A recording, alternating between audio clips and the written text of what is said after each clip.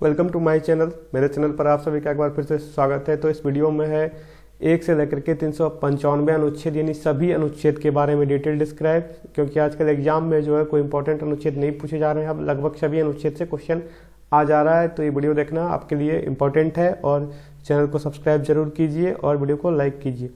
तो देखिए, संघ और उसका राज क्षेत्र भाग 1 में आता है संघ और उसका राज क्षेत्र, जिसमें कि संघ का नाम अनुच्छेद 1 से लेकर के 4 जो आता है वो संघ और उसका राज क्षेत्र भाग 1 में आता है। तो अनुच्छेद 1 में जो है वो है संघ का नाम और उसका राज्य क्षेत्र होना चाहिए। अनुच्छेद 2 में जो आता है नए राज्यों का प्रवेश या स्थापना। अनुच्छेद 2 के को हटा दिया गया है, ये नहीं है।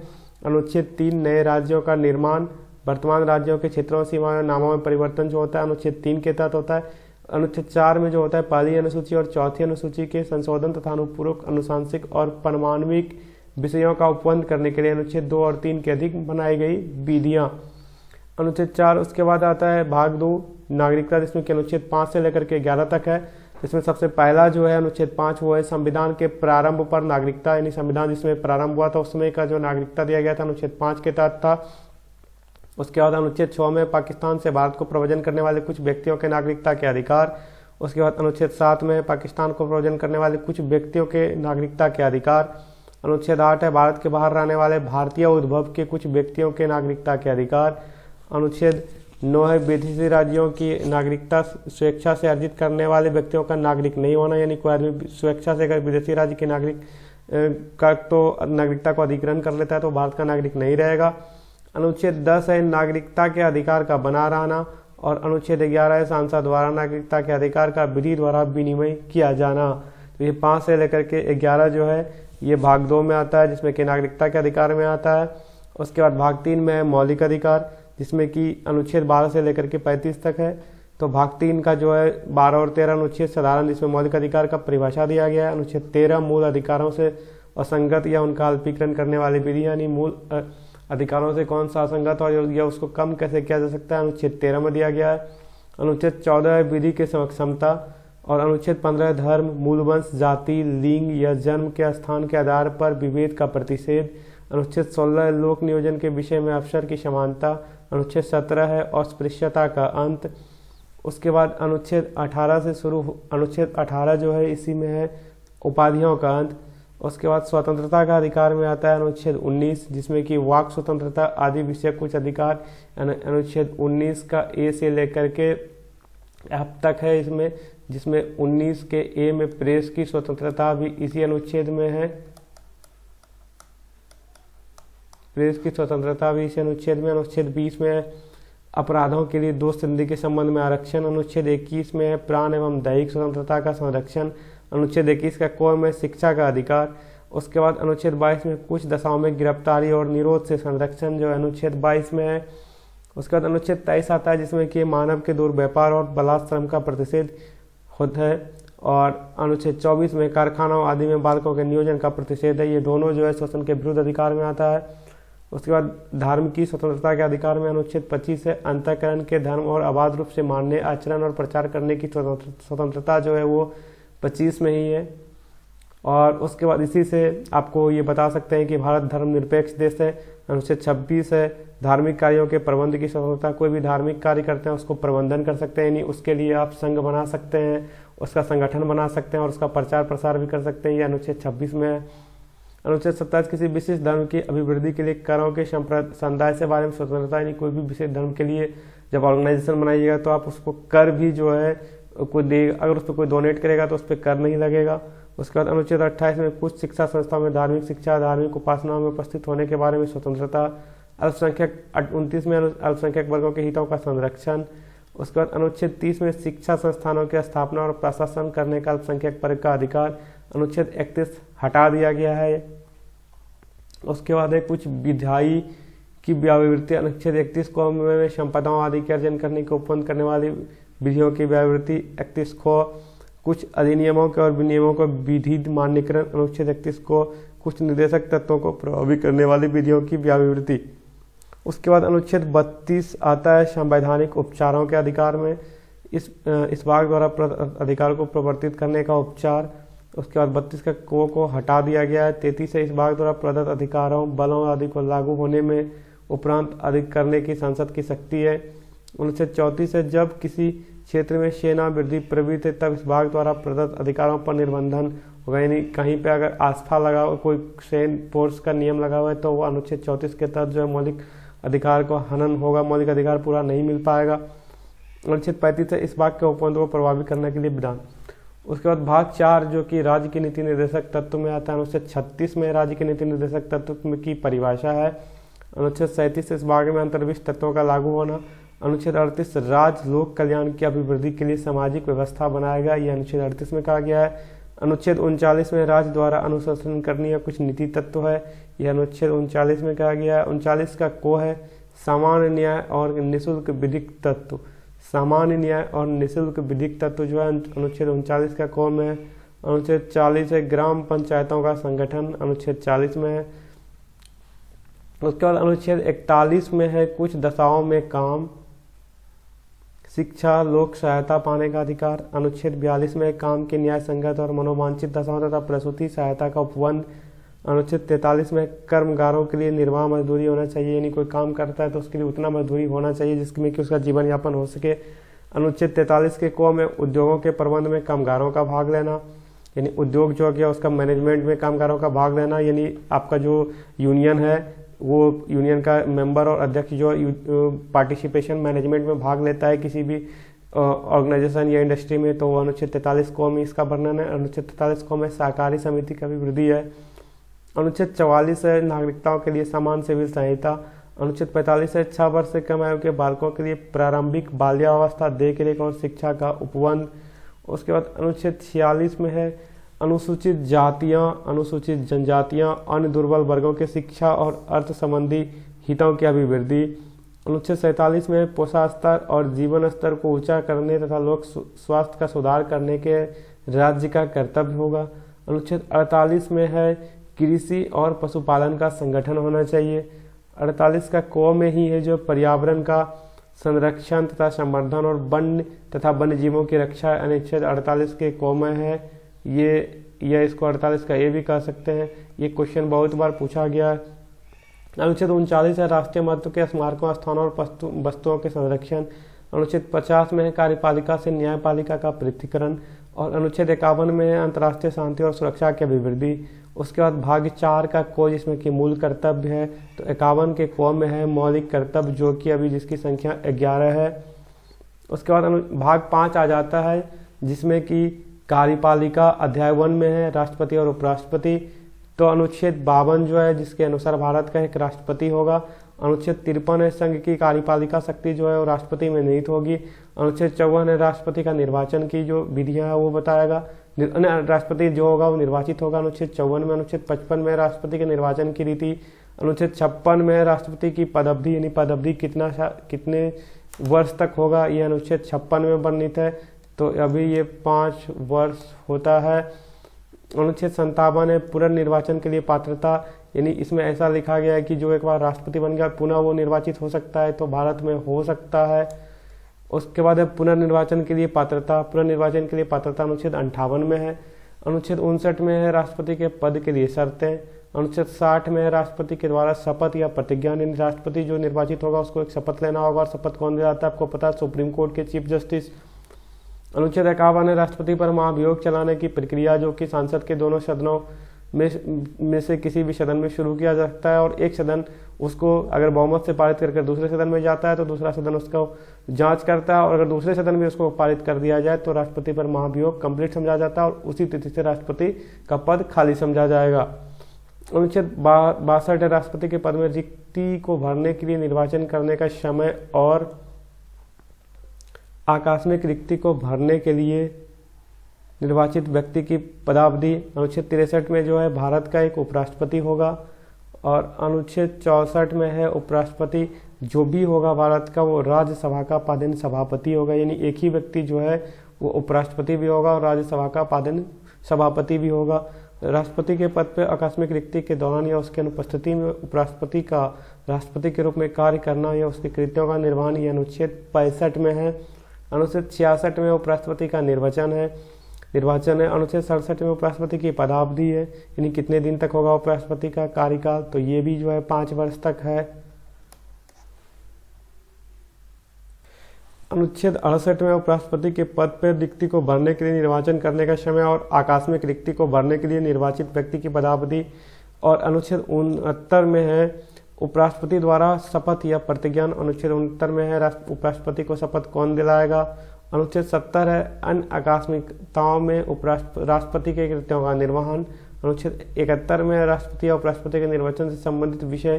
अनुच्छेद 72 में क्षमादान की कुछ मामलों में दंडाधीश जो कि आपका ये राष्ट्रपति को मिलता है। अनुच्छेद 72 के तहत माफी को ये क्षमा कर सकते हैं। क्षमा आदि की कुछ मामलों में दंडादेश के कोई भी अगर कोर्ट अगर कोई फैसला दिया तो उसको निलंबन कर सकता है, परिहार कर सकता है। लघुकरण की शक्ति जो है राष्ट्रपति की अनुच्छेद 72 में है। संघ की कार्यपालिका शक्ति का विस्तार ये जो है अनुच्छेद 73 में है। उसके बाद है अनुच्छेद 74 जिसमें कि राष्ट्रपति को सहायता और सलाह देने के लिए मंत्री परिषद होगा एक। अनुच्छेद 74 में ऐसा बोला गया है। अनुच्छेद 75 में है कि मंत्रियों के बारे में अनुपबंध। और अनुच्छेद 76 में हो भारत का एक महान न्यायवादी होगा। और उसके बाद अनुच्छेद 77 में भारत सरकार के कार्य का संचालन होगा, किस तरह से होगा वो अनुच्छेद 77 में लिखा हुआ है। अनुच्छेद 78 में राष्ट्रपति को जानकारी देने आदि के संबंध में प्रधानमंत्री के कर्तव्य जो हैं वो अनुच्छेद 78 में दिए गया है। उसके बाद अनुच्छेद 79 है सांसद का संगठन। संसद का गठन जो होगा अनुच्छेद 79 के तहत होगा। अनुच्छेद 80 राज्यसभा की संरचना है और 81 लोकसभा की संरचना है। 82 प्रत्येक जनगणना के पश्चात पुनः समायोजन, यानी प्रत्येक जनगणना होने के बाद जो है लोकसभा और राज्यसभा की संरचना का पुनर्समायोजन जो होना है वो अनुच्छेद 82 में दिया हुआ है। अनुच्छेद 83 जो है संसद के सदनों की अवधि, यानी संसद के सदन की अवधि क्या रहेगी, अनुच्छेद 83 में दिया हुआ है। 83 में 84 में है संसद के सदस्य की अर्हता। ये क्वेश्चन बहुत बार पूछा गया है कि संसद के सदस्य की अर्हता जो है किस अनुच्छेद में वर्णित है, तो ये वर्णित है अनुच्छेद 84 में। अनुच्छेद 85 में संसद के सत्र शुरू होगा और सत्रावसान और विघटन तीनों है। संसद के सत्र, सत्रावसान और विघटन अनुच्छेद 85 में है। अनुच्छेद 86 में सदनों में भाषण का और उनको संदेश भेजने का राष्ट्रपति का अधिकार है। अनुच्छेद 87 है राष्ट्रपति का विशेष अभिभाषण है। अनुच्छेद 88 सदनों के बारे में मंत्रियों और मान्यवरों के अधिकार है। अनुच्छेद 89 में राज्यसभा का सभापति और उपसभापति है। अनुच्छेद 90 में उपसभापति का पद रिक्त होना, पदत्याग और पद से हटाया जाना, ये अनुच्छेद 90 में है। अनुच्छेद 91 में सभापति के पद के कर्तव्यों का पालन करने या सभापति के रूप में कार्य करने की उपसभापति या अन्य व्यक्तियों की शक्ति। अनुच्छेद 92 में है 92 में जब सभापति और उपसभापति को पद से हटाने का कोई संकल्प विचाराधीन है तब उसका पीठासीन न होना, ये अनुच्छेद 92 में, यानी अगर किसी भी सभापति या उपसभापति को पद से हटाने का कोई संकल्प अगर विचाराधीन है तब वो उस सभा का जो है सभापति नहीं रहेगा, उस कुर्सी पे बैठा नहीं रहेगा। अनुच्छेद 93 है लोकसभा का अध्यक्ष और उपाध्यक्ष। अनुच्छेद 94 है अध्यक्ष और उपाध्यक्ष का पद रिक्त होना, पद त्याग और पद से हटाया जाना। अनुच्छेद 95 में है अध्यक्ष के पद के कर्तव्यों का पालन करने या अध्यक्ष के रूप में कार्य करने की उपाध्यक्ष या अन्य व्यक्ति की शक्ति। अनुच्छेद 96 में जब अध्यक्ष या उपाध्यक्ष को पद से हटाने का कोई संकल्प विचाराधीन है तब उसका पीठासीन न होना। अनुच्छेद 97 में सभापति और उपसभापति तथा अध्यक्ष और उपाध्यक्ष के वेतन और भत्ते। चलिए अब चलते हैं हम लोग अनुच्छेद 98 संसद का सचिवालय जो है ये किस अनुच्छेद के अंतर्गत इसमें वर्णन है, तो अनुच्छेद 98 संसद का सचिवालय होना चाहिए। लोकसभा का अलग से सचिवालय और राज्यसभा का अलग से सचिवालय होता है। 99 जो है सदस्यों द्वारा शपथ पत्र या प्रतिज्ञान, कोई भी लोकसभा या राज्यसभा के सांसद का जो अगर निर्वाचित होते हैं तो उनको शपथ पत्र जो भरना पड़ता है उसका वर्णन अनुच्छेद 99 में है। अनुच्छेद 100 में सदनों में मतदान, रिक्तियों के होते हुए सदनों की कार्य करने की शक्ति और गणपूर्ति जो कि 1/10 होता है लोकसभा में, ये इसका वर्णन जो है अनुच्छेद 100 में। अनुच्छेद 101 स्थानों का रिक्त होना और अनुच्छेद 2 सदस्य के लिए निहारता है, यानी कोई भी सांसद सदस्य तब बन सकता है उसके लिए क्या निहारता है, उसका वर्णन 102 में है। 103 में सदस्यों की निहारताओं से संबंधित प्रश्नों पर विनिश्चय अनुच्छेद 104 में है। अनुच्छेद 99 के अधीन शपथ लेने या प्रतिज्ञान करने से पहले या आहृत न होते हुए निहित किए जाने पर बैठने और मत देने के लिए सस्ती संसद और उसके सदस्यों की शक्तियाँ, विशेषाधिकार और उन्मुक्तियाँ। अनुच्छेद 105 है संसद के सदनों की अथवा उनके सदस्यों की समितियों की शक्तियां, विशेषाधिकार आदि। अनुच्छेद 106 में सदस्यों के वेतन और भत्ते। अनुच्छेद 107 में है विधेयकों के पूर्व स्थापना पारित किए जाने के संबंध में उपबंध। अनुच्छेद 108 में कुछ दशाओं में दोनों सदनों की संयुक्त बैठक जो है संयुक्त अधिवेशन का वर्णन अनुच्छेद 108 में है। अनुच्छेद 109 में धन विधेयकों के संबंध में विशेष प्रक्रिया, यानी धन विधेयक के संबंध में क्या विशेष प्रक्रिया का पालन किया जाना है। अनुच्छेद 109 में 110 में धन विधेयक की परिभाषा, यानी कौन सा विधेयक धन विधेयक होगा या नहीं होगा, इसका वर्णन अनुच्छेद 110 में है। 111 में विधेयकों पर अनुमति। उसके बाद अनुच्छेद 112 में वार्षिक वित्तीय विवरण और अनुच्छेद 113 में संसद में प्राक्कलनों के संबंध में प्रक्रिया। अनुच्छेद 114 में है विनियोग विधेयक। अनुच्छेद 114 में है विनियोग विधेयक और अनुच्छेद 115 में है अनुपूरक अतिरिक्त और अधिक अनुदान। तो अनुपूरक अतिरिक्त ये अधिक अनुदान अनुच्छेद 115 में। अनुच्छेद 116 में लेखानुदान, प्रत्यानुदान और अभावनुदान और अनुच्छेद 117 में वित्त विधेयकों के बारे में विशेष उपबंध। अनुच्छेद 118 में है प्रक्रिया के नियम। अनुच्छेद 119 में है संसद में वित्तीय कार्य संबंधी प्रक्रिया का विधि द्वारा विनियमन। अनुच्छेद 120 में संसद में प्रयोग की जाने वाली भाषा, संसद में कौन सा भाषा का प्रयोग किया जाता है, इसका वर्णन जो है अनुच्छेद 120 में है। और अनुच्छेद 121 में संसद में चर्चा पर निर्बंधन। अनुच्छेद 122 में न्यायालयों द्वारा संसद की कार्रवाइयों का जांच न किया जाना, कोई भी न्यायालय के पास यह अधिकार नहीं कि वह संसद की कार्यवाही का जांच किया जाए, यह अनुच्छेद 122 में है। अनुच्छेद 123 में सांसद के विश्रांति काल में अध्यादेश के प्रख्यापित करने की राष्ट्रपति की शक्ति, यानी 123 के तहत जो है राष्ट्रपति अध्यादेश जारी कर सकता है। अनुच्छेद 124 है उच्चतम न्यायालय की स्थापना और गठन और अनुच्छेद 125 में है न्यायाधीशों के वेतन आदि। और 126 में है कार्यकारी मुख्य न्यायाधीश की नियुक्ति, यानी उच्चतम न्यायालय का भी कार्यकारी मुख्य न्यायाधीश की नियुक्ति किया जा सकता है, या फिर उच्च न्यायालय का तो उसको आगे दूसरे वाले में आएगा। अनुच्छेद 127 है तथार्थ न्यायाधीशों की नियुक्ति। अनुच्छेद 128 है उच्चतम न्यायालय की बैठकों में सेवानिवृत्त न्यायाधीशों की उपस्थिति। अनुच्छेद 129 है उच्चतम न्यायालय का अभिलेख न्यायालय होना। अनुच्छेद 130 है उच्चतम न्यायालय की आरंभिक अधिकारिता। अनुच्छेद 131 को हटा दिया गया है। अनुच्छेद 132 है कुछ मामलों में उच्च न्यायालय से अपीलों में उच्चतम न्यायालय की अपील अधिकारिता। अनुच्छेद 133 है उच्च न्यायालयों से सिविल विषयों में संबंधित अपीलों में उच्चतम न्यायालय की अपीली अधिकारिता। अनुच्छेद 134 है डांडिक विषयों में उच्चतम न्यायालय की अपीली अधिकारिता। और अनुच्छेद 134 के को में है उच्चतम न्यायालय में अपील के लिए प्रमाण पत्र। अनुच्छेद 135 में विद्यमान विधि के अधीन फेडरल न्यायालयों की अधिकारिता और भी शक्तियों का उच्चतम न्यायालय द्वारा प्रयोक्तव्य होना। अनुच्छेद 136 है अपील के लिए उच्चतम न्यायालयों की विशेष इजाजत। अनुच्छेद 137 है निर्णयों या आदेशों का उच्चतम न्यायालयों द्वारा पुनर्विलोकन। अनुच्छेद 138 है उच्चतम न्यायालय अधिकारिता की विधि। और अनुच्छेद 139 में कुछ रिट निकालने की शक्तियों का उच्चतम न्यायालय को प्रदत्त किया जाना। अनुच्छेद 139 के को में कुछ मामलों का अंतःकरण। अनुच्छेद 140 में उच्चतम न्यायालयों की अनुशासनिक शक्तियां। अनुच्छेद 141 में उच्चतम न्यायालय द्वारा घोषित विधि का सभी न्यायालयों पर आबद्धकर होना।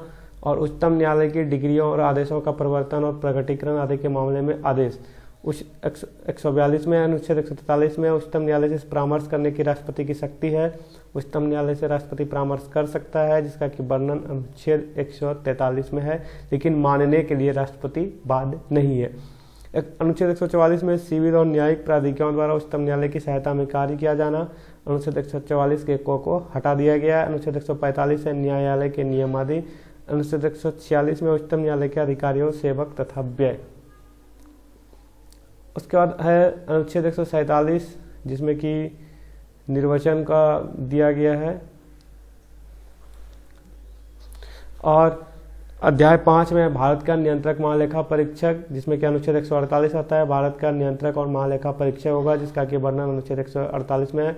149 में नियंत्रक महालेखा परीक्षक के कर्तव्य और शक्तियां क्या क्या रहेगी। अनुच्छेद 150 में संघ के और राज्यों के लेखाओं का जो प्रारूप है वो उसका वर्णन अनुच्छेद 150 में। 151 में सम परीक्षा का प्रतिवेदन। भाग 6 से राज्य शुरू हो जाता है और इसमें जो 152 जो है उसमें सीधा परिभाषा दिया गया है। 153 में राज्यों के राज्यपाल होगा, प्रत्येक राज्य का एक राज्यपाल होगा, ये इसका वर्णन अनुच्छेद 153 में है। और 154 में राज्यों की कार्यपालिका शक्ति जो है उसका वर्णन 154 में, और ये राज्य की कार्यपालिका शक्ति जो है राज्यपाल में नीत है, ये भी 154 में ही है।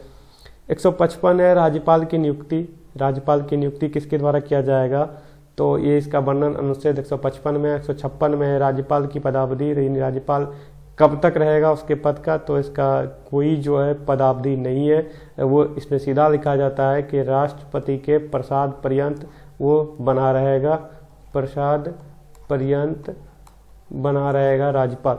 अनुच्छेद 157 है राज्यपाल नियुक्त होने के लिए अर्हताएं क्या क्या होनी चाहिए, ये अनुच्छेद 157 में इसको लिखा गया है, दिया गया है, इसका वर्णन है।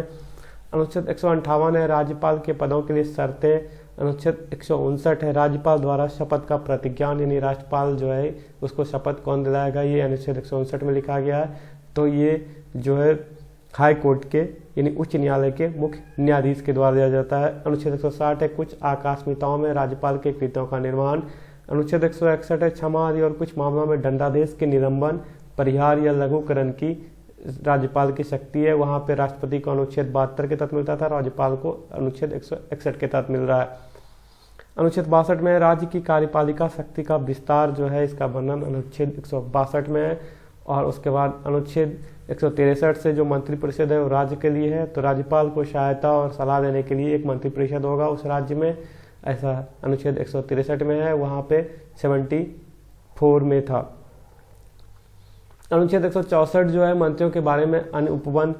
उसके बाद राज्य का महाधिवक्ता होगा, जैसे वहाँ पे था महान्यायवादी अनुच्छेद 148 में, तो यहाँ पे अनुच्छेद 76 में, माफ कीजिएगा 76 में महान्यायवादी, यहाँ पे अनुच्छेद 165 में राज्य का एक महाधिवक्ता होगा यानी एडवोकेट जनरल होगा 165 में।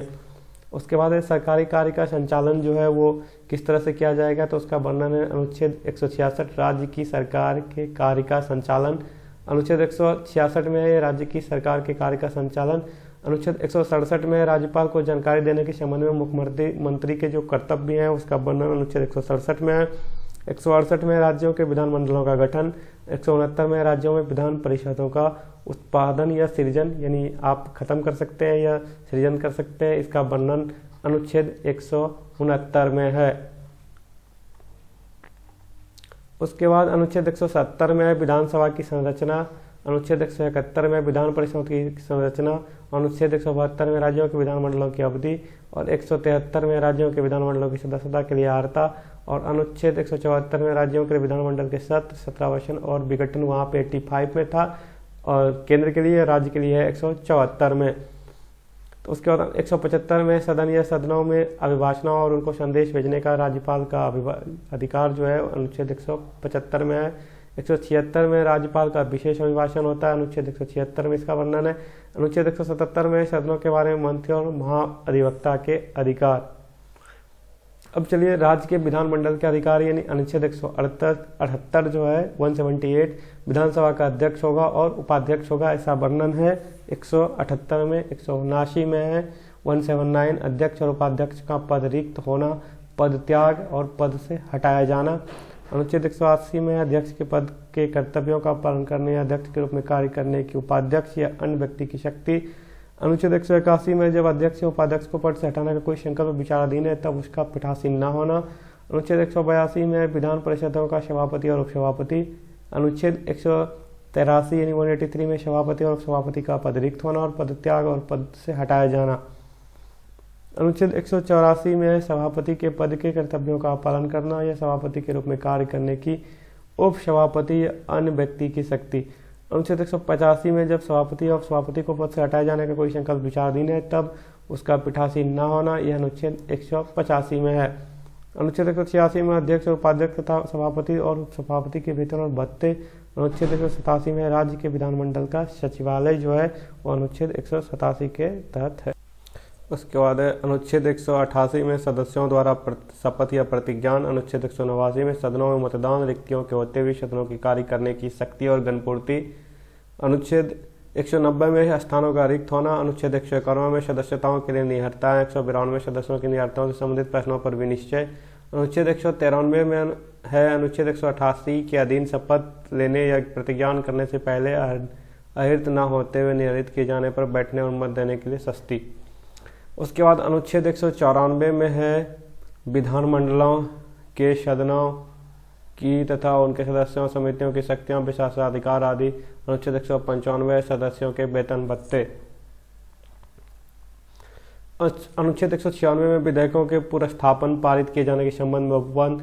अनुच्छेद 197 में धन विधेयकों से भिन्न विधेयकों के बारे में विधान परिषद की शक्तियों पर निर्बंध। अनुच्छेद 198 धन विधेयकों के संबंध में विशेष प्रक्रिया जो है अनुच्छेद 198 और 198 में। अनुच्छेद 199 धन विधेयक की परिभाषा वहाँ पे जो है 110 में था या और यहाँ पे 199 में है धन विधेयक की परिभाषा। राज्य में 200 अनुच्छेद 200 जो है विधेयकों पर अनुमति। 201 विचार के लिए आरक्षित विधेयक 201 में है। वहाँ पे 112 में हुआ करता था वार्षिक वित्तीय विवरण, जिसको कि बजट में बोलते थे केंद्र सरकार के लिए, और राज्य सरकार के लिए बजट जो है ये 202 में हुआ करता है।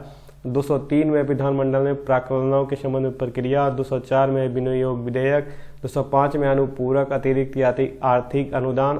206 में लेखानुदान और उसके बाद प्रत्यानुदान और अपवादानुदान। और 207 में वित्त विधेयकों के बारे में विशेष उपबंध। उसके बाद अनुच्छेद 208 है प्रक्रिया के नियम। अनुच्छेद 209 है राज्यों के विधानमंडलों में वित्तीय कार्य संबंधी प्रक्रिया का विधि द्वारा विनियमन। 210 में विधानमंडलों में प्रयोग की जाने वाली भाषा।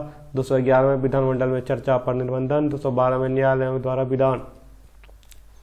उसके बाद अनुच्छेद 213 जो है 213 में है विधानमंडलों के विश्रांति काल में अध्यादेश प्रख्यापित करने की राज्यपाल की शक्ति है। ये आप ध्यान से इसको याद कर लीजिए। जो राष्ट्रपति अध्यादेश जारी कर सकता है वो कर सकता है अनुच्छेद 123 के तहत।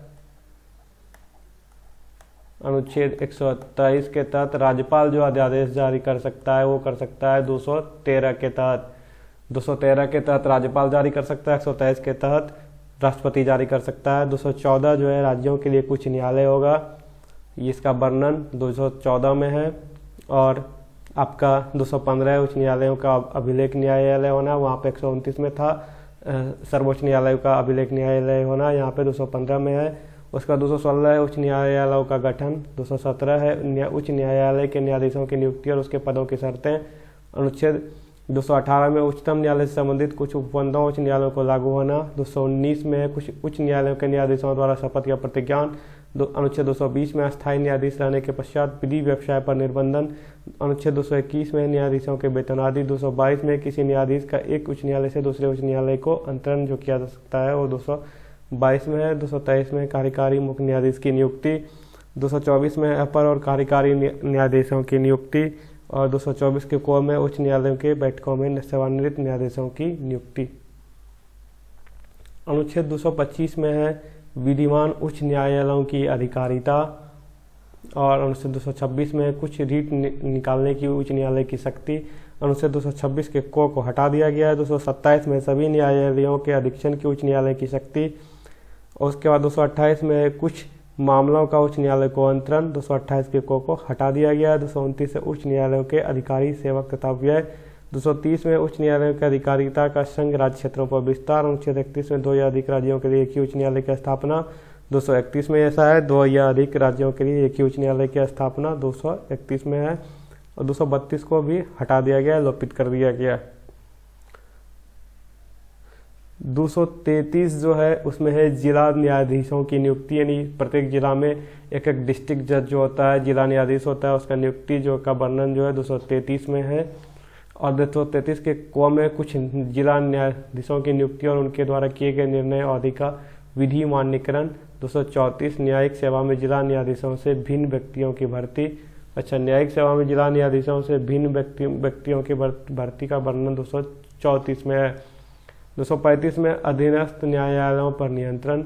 और 236 में निर्वाचन। 237 कुछ वर्ग या वर्गों के मजिस्ट्रेट पर इस अध्याय के उपबंधों को लागू होना। उसके बाद 238 है, इसको हटा दिया गया है। 239 है संघ राज्य क्षेत्रों का प्रशासन। संघ राज्य क्षेत्र जो आता है यूनियन टेरिटरीज।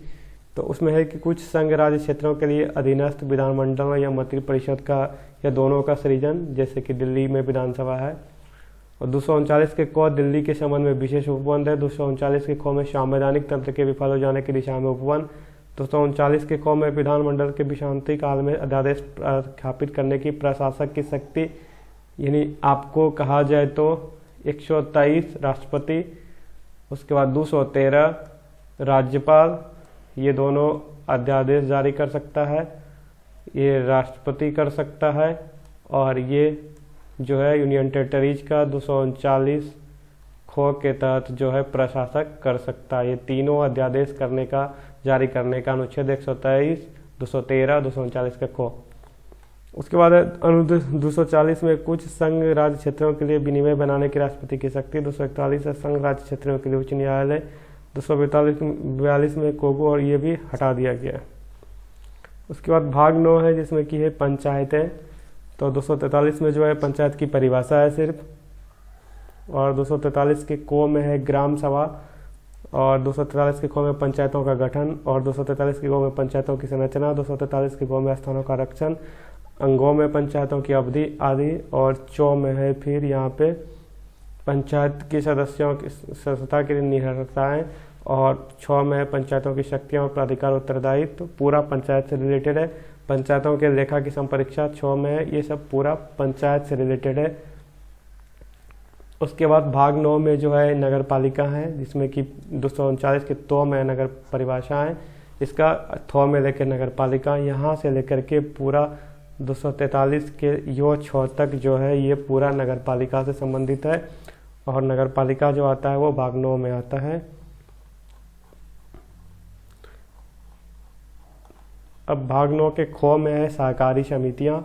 तो ये सहकारी समितियां, इसमें भी 243 यो जो से लेकर के पूरा 243 यो 9 तक जो है। उसके बाद भाग 10 में है अनुसूचित जाति और जनजाति, जिसमें कि अनुसूचित क्षेत्रों और अनुसूचित जनजाति क्षेत्रों का प्रशासन जो है वो भाग 10 के तहत किया जाता है। 244 के को में असम के कुछ जनजाति क्षेत्रों को समाविष्ट करने वाला 187 राज्य बनाना, और उसके लिए स्थानीय विधानमंडल या मंत्रिपरिषद दोनों का सृजन। भाग 11 में जो आता है वो संघ और राज्य के बीच का संबंध आता है, जिसमें कि 245 संसद द्वारा राज्यों के विधानमंडल द्वारा बनाई गई विधियों का विस्तार। 246 संसद द्वारा राज्यों के विधानमंडल द्वारा बनाई गई विधियों की विषय वस्तु। 247 से कुछ अतिरिक्त न्यायालयों की स्थापना तथा उपबंध करने की शक्ति। उसके बाद है 248 में अपशिष्ट विधायी शक्तियाँ, और 249 में राज्य सूची से विषय के संबंध में राष्ट्रीय हित में विधि बनाने की संसद की शक्ति। और 250 में यदि आपात की उद्घोषणा प्रवर्तन में हो तो राज्य सूची में के विषय के संबंध में विधि बनाने की संसद की शक्ति। 250 तक हम लोग पढ़ लिए हैं। अब 251 की बारी है। तो 251 में है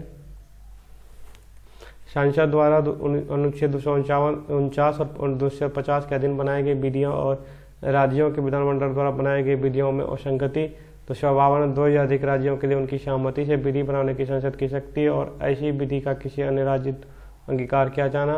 253 अंतर्राष्ट्रीय कारागारों को प्रभावित करने के लिए विधान। अनुच्छेद 254 है संसद द्वारा बनाई गई विधियों और राज्य के विधानमंडल द्वारा बनाई गई विधियों में असंगति। अनुच्छेद 255 में सब सिफारिशों पूर्व मंजूरी के बारे में अपेक्षाओं की केवल प्रक्रिया के लिए विषय मानना।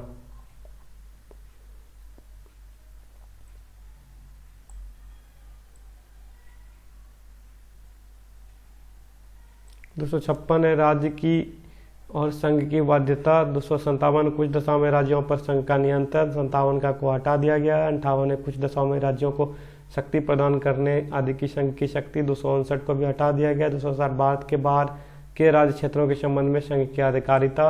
261 है सार्वजनिक कार्य अभिलेख और न्यायिक कार्रवाइयाँ। 262 अंतरराज्यिक नदियों नदी धूनों के जल संबंधी विवादों का न्याय निर्णयन जो है वो 262 में है। आंतरिक अंतरराज्यिक नदियों या नदी धूनों के जल संबंधी विवादों का निर्णयन जो है वो 262 में है। यानी दो राज्यों के बीच अगर किसी नदी का विवाद होता है तो उसका वर्णन 262 में है। अनुच्छेद 263 में अंतरराज्यिक परिषद के संबंध में अंतरराज्य एक परिषद होगा जिसका वर्णन अनुच्छेद 263 में है। अनुच्छेद 264 में है का वित्त संपत्ति संविधान और बात, तो इसका निर्वचन है 265 में विधि के प्राधिकार के बिना करों का अधिरोपण न किया जाना। और उसके बाद 266 में भारत और राज्यों की संचित निधियों और लोक लेख है। 266 में भारत की संचित निधि है। 267 में आकस्मिकता निधि है, आकस्मिकता निधि। और 268 में संघ द्वारा उद्गृहित हित किए जाने वाले किंतु राज्यों द्वारा संग्रहित और विनियोजित किए जाने वाले शुल्क। 268 में 268 के क में है संघ द्वारा उद्गृहित किए जाने वाले संघ तथा राज्यों द्वारा उद्गृहित और विनियोजित किए जाने वाले सेवा कर। 269 में संघ द्वारा उद्गृहित और संग्रहित किंतु राज्यों को सौंपे जाने वाले कर। उसके 270 में उद्गृहित और करों पर संघों के प्रयोजन के अधिभार। 271 में कुछ शुल्कों और करों पर हाक के प्रयोजनों के लिए अधिभार। और ये 272 में कर और संघ द्वारा उद्गृहित किए जो संघ तथा राज्यों के बीच वितरित किए जा सकेंगे। 273 जूट पर और जूट उत्पादों पर निर्यात शुल्क के स्थान पर अनुदान। और 274 ऐसे कराधान जिसमें राज्य हितबद्ध है प्रभाव डालने वाले विधेयकों के लिए। 275 कुछ राज्यों को संघ से अनुदान। 276 विदितियों, व्यापारियों, आजीविकाओं और नियोजनों पर कर। 277 व्यय वृत्ति। 278 को हटा दिया गया। 279 शुद्ध आगम आदि की गणना।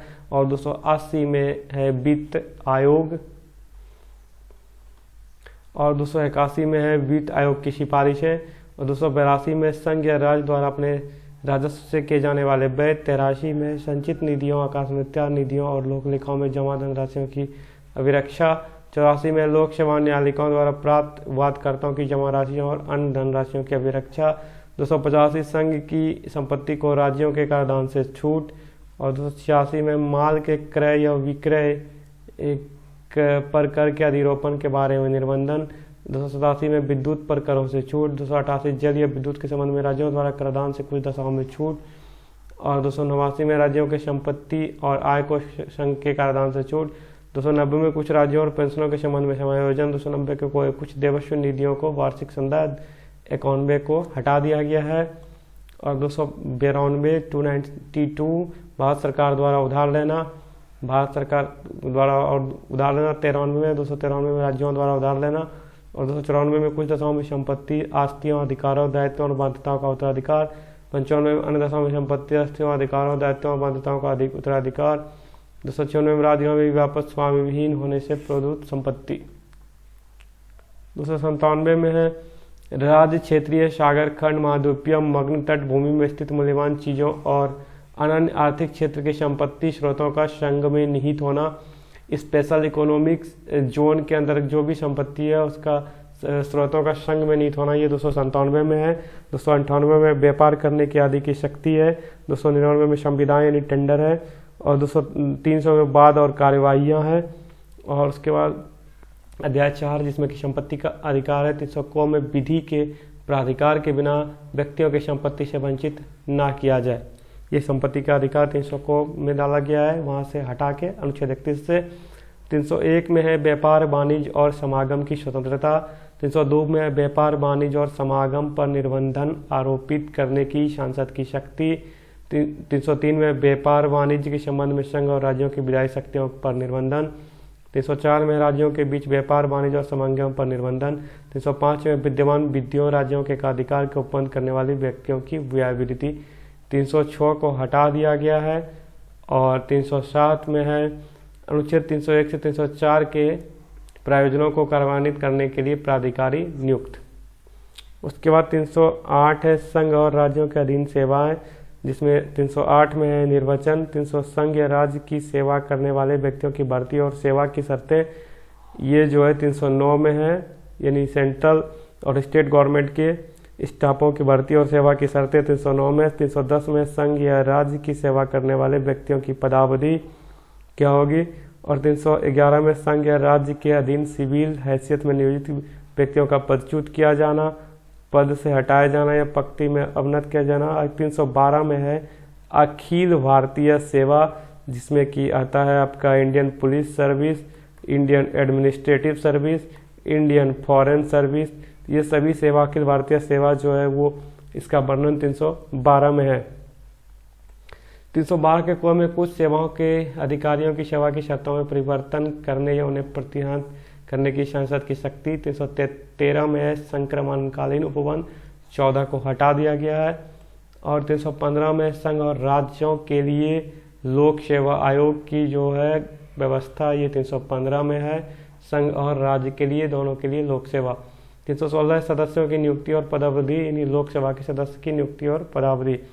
317 में लोक सेवा आयोग के किसी सदस्य का हटाए जाना और निलंबन किया जाना 317 में है। 318 में आयोग के सदस्य और कर्मचारी विधि की सेवा शर्तों के बारे में विनिमय बनाने की शक्ति। 319 में आयोग के सदस्यों द्वारा ऐसे सदस्य न रहने पर पद धारण करने के संबंध में प्रतिषेध। 320 में लोक सेवाओं के आयोगों का कृत्य। 21 में लोक सेवा आयोगों के कृत्यों का विस्तार करने की शक्ति। 322 में लोक सेवा आयोग के व्यय। 323 में लोक सेवा आयोग के प्रतिवेदन। उसके बाद 323 के क में है प्रशासनिक अधिकरण, जिसमें कि एक आता है केंद्रीय प्रशासनिक अधिकरण, कैट, सेंट्रल एडमिनिस्ट्रेटिव ट्रिब्यूनल। अन्य विषयों के लिए अधिकरण। उसके बाद भाग 15 जो है वो निर्वाचन है। 324 में निर्वाचन के अधीक्षण, निदेशन, नियंत्रण निर्वाचन आयोग में निहित होना, यह है आपका 324 में। 325 में धर्म, मूल वंश, जाति या लिंग के आधार पर किसी व्यक्ति का निर्वाचक नामावली में सम्मिलित किए जाने के लिए अपात्र न होना और उसके द्वारा किसी विशेष निर्वाचक नामावली में सम्मिलित किए जाने का दावा न किया जाना। और उसके 326 में है लोकसभा और राज्य की विधानसभा के लिए निर्वाचन का अभ्यस्त मताधिकार के आधार पर होना। 327 में विधानमंडलों के निर्वाचन के संबंध में उपबंध करने की संसद की शक्ति। 328 किसी राज्य के विधानमंडल के निर्वाचन के संबंध में उपबंध करने की उस विधानमंडल की शक्ति। 329 में निर्वाचन संबंधी मामलों में न्यायालयों के हस्तक्षेप का वर्जन। 329 के प्रधानमंत्री और अध्यक्ष के मामले में संसद के निर्वाचनों के बारे में विशेष उपबंध। 330 से लोकसभा और अनुसूचित जातियों और जनसूचित जनजातियों के लिए स्थानों का आरक्षण। 330 में है लोकसभा में अनुसूचित जातियों और जनजातियों के लिए स्थानों का आरक्षण। 331 में लोकसभा में आंग्ल भारतीय समुदायों का प्रतिनिधित्व, जो कि खत्म कर दिया गया है। 332 में राज्यों की विधानसभाओं में अनुसूचित जातियों और अनुसूचित जनजातियों के लिए स्थानों का आरक्षण। 333 राज्यों के विधानसभा में आंग्ल भारतीय समुदाय का प्रतिनिधित्व। 334 में स्थानों के आरक्षण, विशेष प्रतिनिधित्व का 70 वर्ष के पश्चात न रहना। सेवा 335 में सेवाओं के पदों के अनुसूचित जातियों और अनुसूचित जनजातियों के दावे, कुछ सेवाओं में आंग्ल भारतीय समुदायों के लिए विशेष उपबंध। उसके बाद है 337 आंग्ल भारतीय समुदाय के फायदे के लिए शैक्षिक अनुदान के लिए विशेष उपबंध।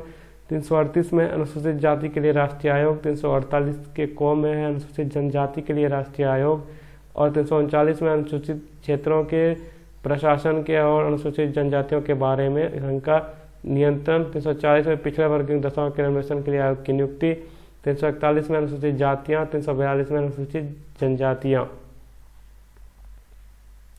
भाग 17 जिसमें कि राजभाषा है। 343 में संघ की राजभाषा और 344 में राजभाषा के संबंध में आयोग और संसद की समिति। 345 में राज्य की राजभाषा या राजभाषाएं। 340 में एक राज्य और दूसरे राज्य के बीच किसी राज्य और संघ के बीच पत्रादरी की राजभाषा कौन सी होगी, पत्र के द्वारा पत्राचार करने की राजभाषा कौन सी होगी, इसका वर्णन 346 में। 347 राज्य की जनसंख्या के किसी अनुभाग द्वारा बोली जाने वाली भाषा के संबंध में विशेष उपवन। उसके बाद अध्याय 3 में उच्चतम न्यायालय उच्च न्यायालय की भाषा। उच्चतम न्यायालय उच्च न्यायालयों में अधिनियमों, विधेयकों आदि प्रयोग की जाने वाली भाषा। 348 350 में भाषा से संबंधित कुछ विधियां अधिनियमित करने के लिए विशेष प्रक्रिया। 350 में व्यथा के निवारण के लिए अभ्यावेदन के प्रयोग की जाने वाली भाषा। 350 के कौम प्राथमिक स्तर पर मातृभाषा में शिक्षा की सुविधा। 350 कौम भाषा अल्पसंख्यक वर्गों में विशेष अधिकारी।